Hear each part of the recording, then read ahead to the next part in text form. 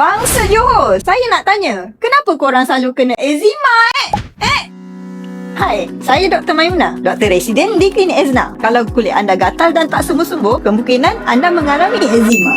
Eczema berlaku apabila pelindung kulit kita yang dipanggil sebagai skin barrier menjadi lemah dan rosak. Skin barrier ni berfungsi sebagai mengekalkan kelembapan dan juga melindungi kulit kita daripada terkena iritasi. Bila skin barrier ni rosak, kulit akan menjadi sangat sensitif, lebih mudah kering dan terasa sangat gatal. Masalahnya, ia akan jadi lebih teruk. Masalahnya, bila kita mula menggaru.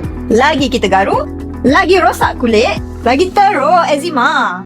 Oh my God! Bila keadaan ini berulang dan berlarutan, ia boleh menyebabkan kulit menjadi luka, pedih dan juga risiko jangkitan. Selain dari itu, ia juga boleh mengganggu emosi dan kualiti hidup. Kadang-kadang, kita ingat produk yang kita pakai tu biasa saja. Tapi, rupanya kulit kita yang tak sesuai. Dalam rawatan eczema, kita bukan hanya fokus kepada luaran, tetapi untuk pemulihan skin barrier dan mengawal keradangan kulit. Antara langkah yang boleh bantu, kurangkan pendarahan kepada pencetus seperti habuk dan bulu haiwan, tukar pakaian apabila berpeluh, elakkan pakaian yang kasar dan gunakan sabun emollient. Yang paling penting, jangan skip pelembap dan moisturizer.